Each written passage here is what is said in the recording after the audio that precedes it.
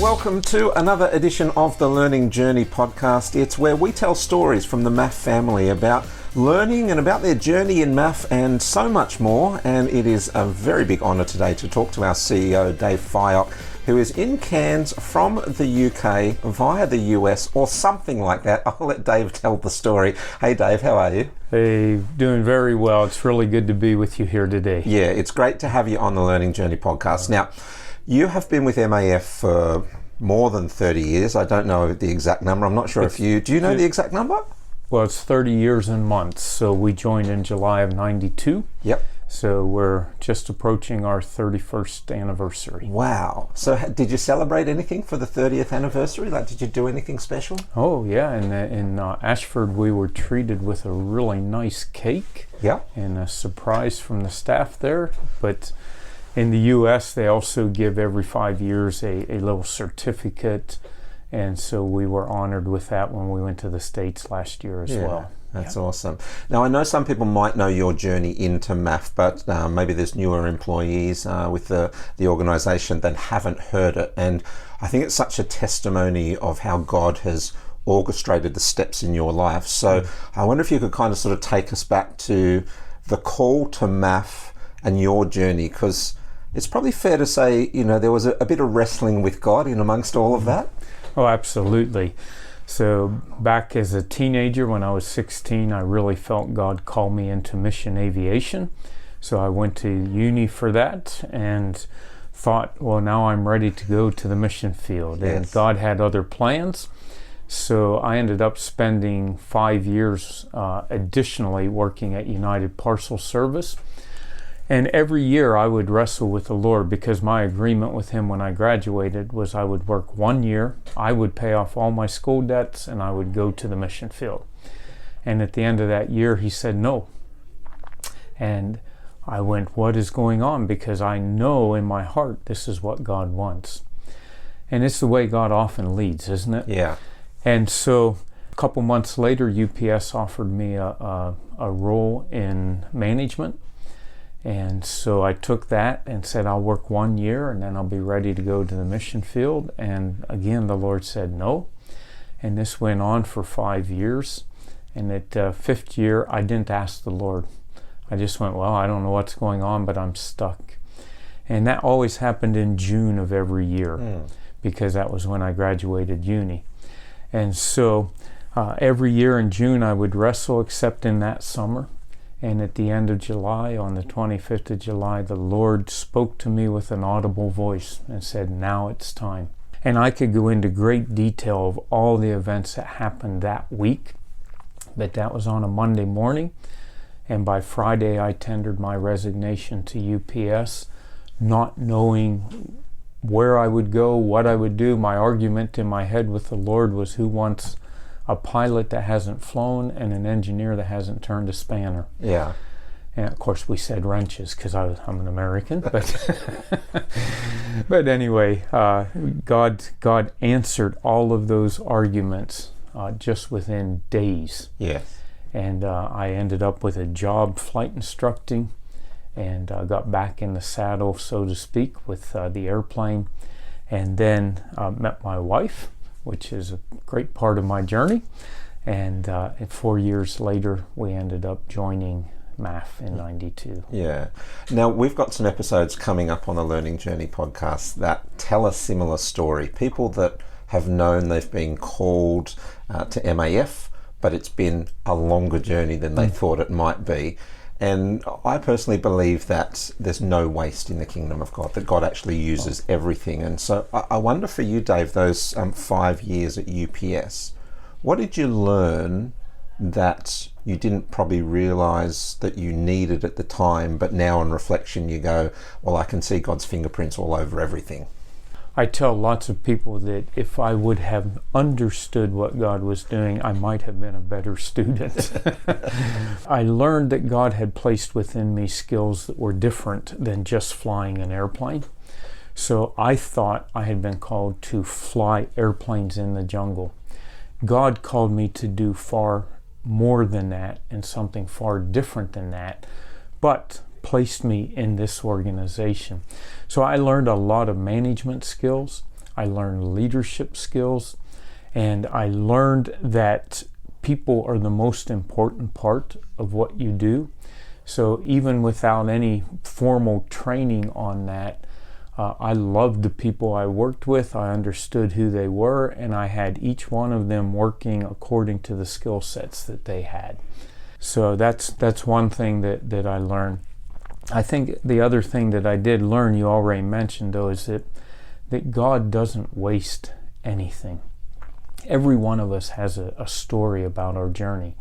And that story could be very short or it could be very long. But nonetheless, if we listen to one another, we can celebrate how God brought each one of us into this organization. And for me, that's something that's very special.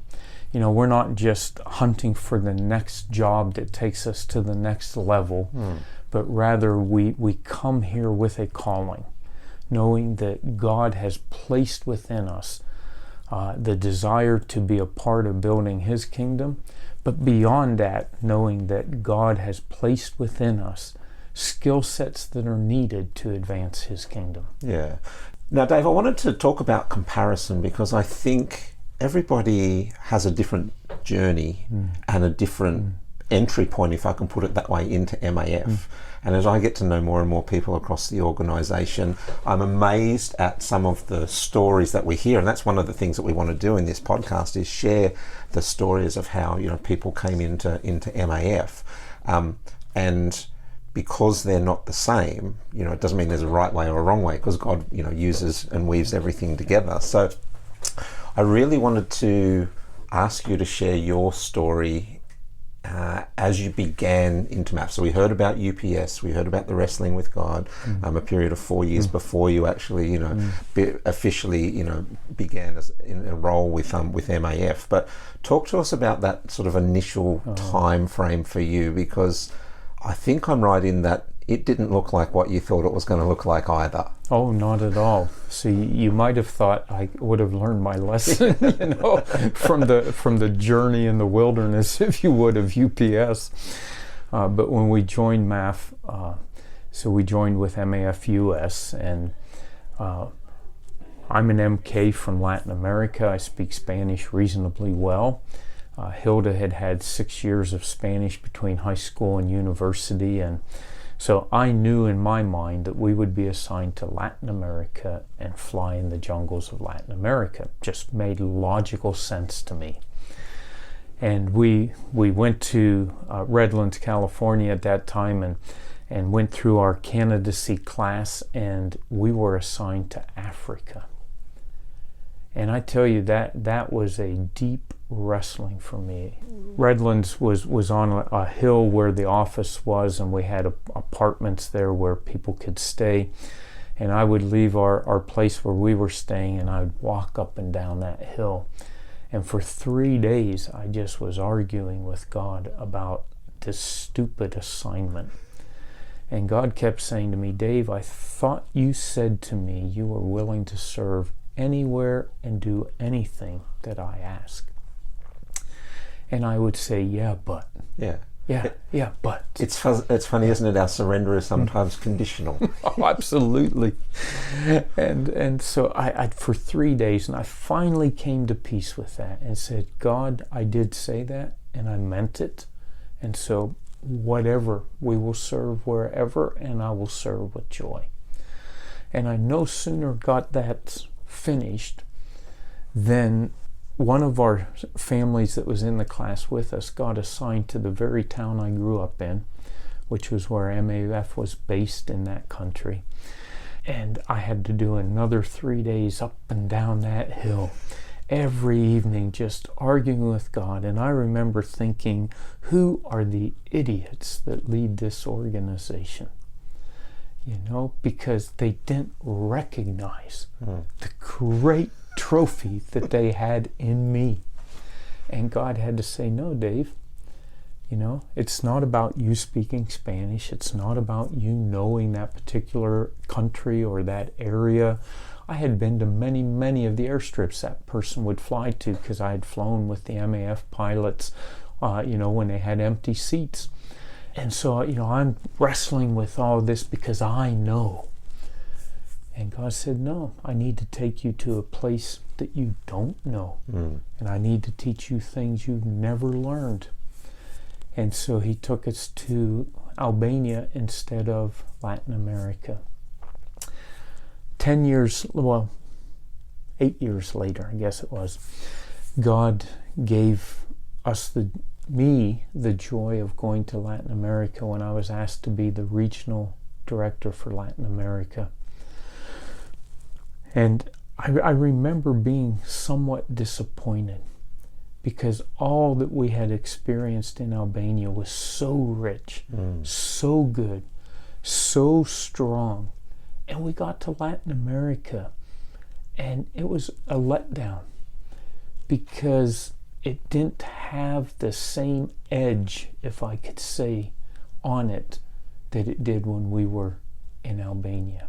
So I wonder, did you have to have one of those humbling conversations that I've had from time to time with God, which goes along the lines of this: you were right, God, and I was wrong? Too many times. That's strangely enough, I can be hard-headed at times. And I think that's for most of us. We can feel we know something and we think we're right. And I've had to say to God so many times, I'm sorry. You were right. I was wrong. And it's a part of life's journey. Yeah. And that's also part of that surrender, right? Is that regular confession. Just saying, you know what? Lord, I was going this way. I was sure I knew what I was doing, but I failed to stop and ask you what you were doing.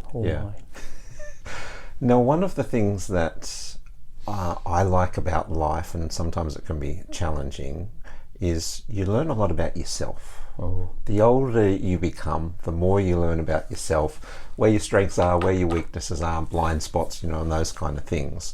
So I wonder, 30 years and months into your MAF journey, across that time, what has Dave Fyock learnt about Dave Fyock through that?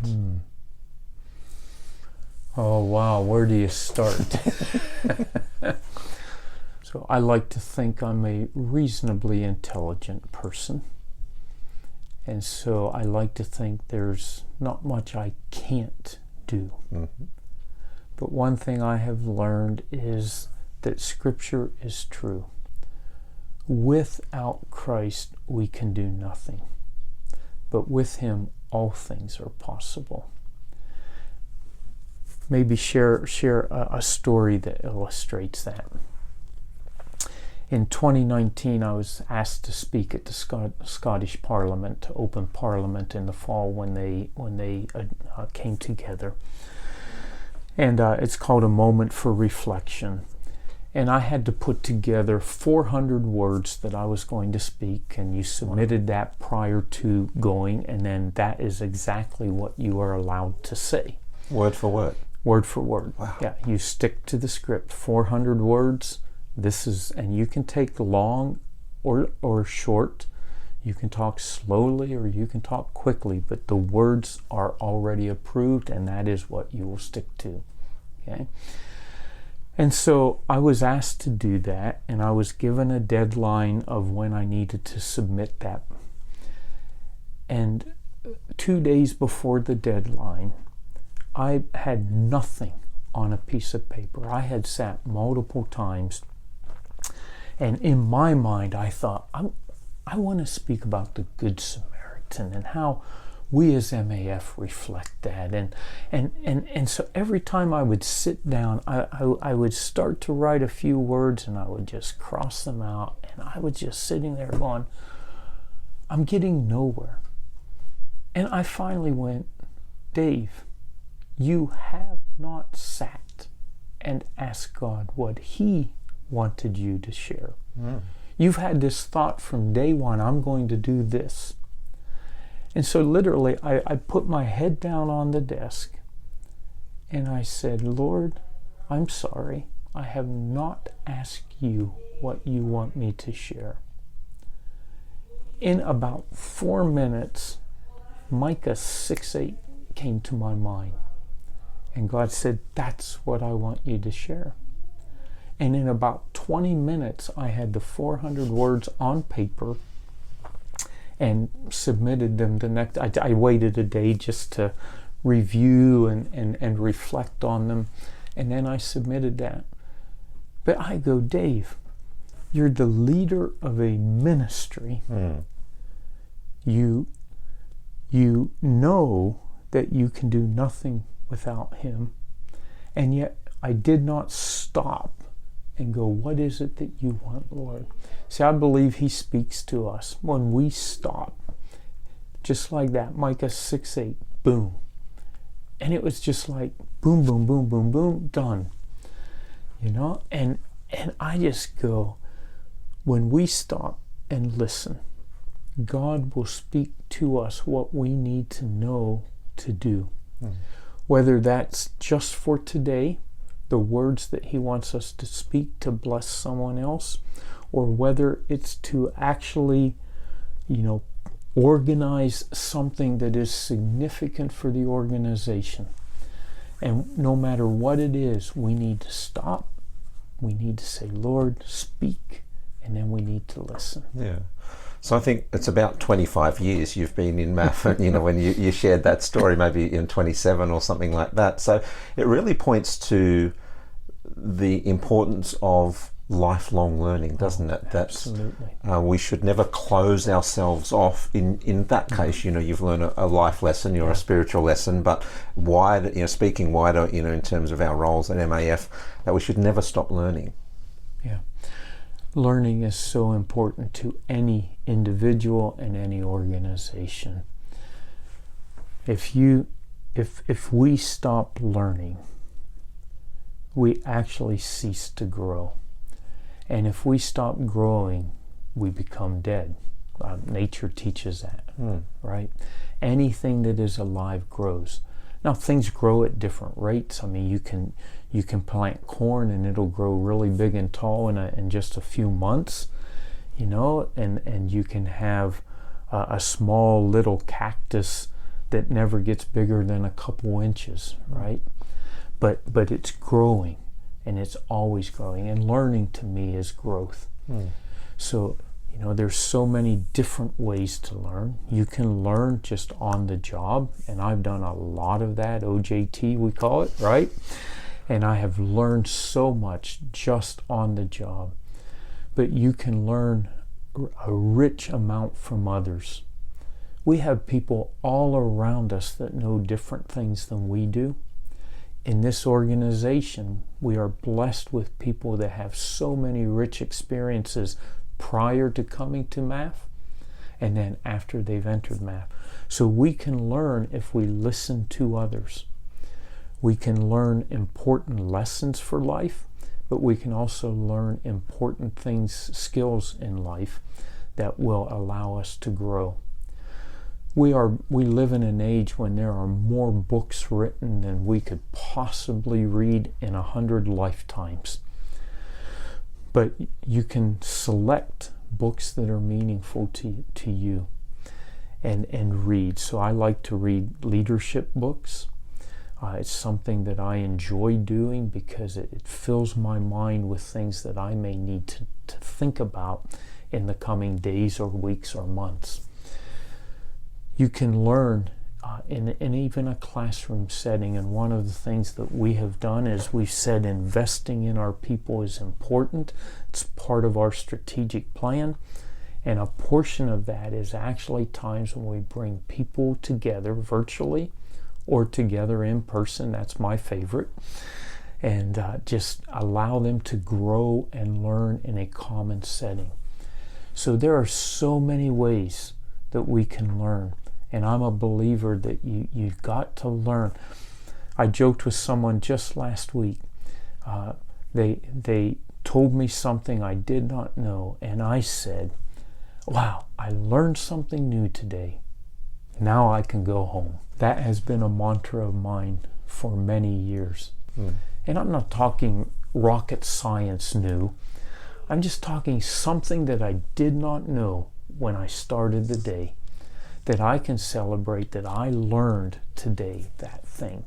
So I would encourage everyone, have just one thing that you, at the end of your day, you go, yep, that's what I learned today. Thanks again to our CEO, Dave Fyock, for joining us on the learning journey today. I really loved the thought that Dave shared. What one thing am I going to learn today?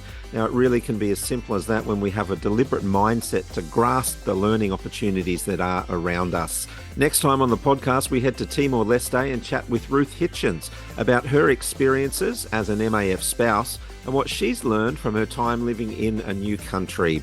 And don't forget that if you want to learn something new today, our online learning platform Elevate is a great place to start. There's hundreds of courses available and they will help you reach your full potential. Thanks for your company. We'll see you next time. And don't forget, when it comes to your learning, the sky's the limit.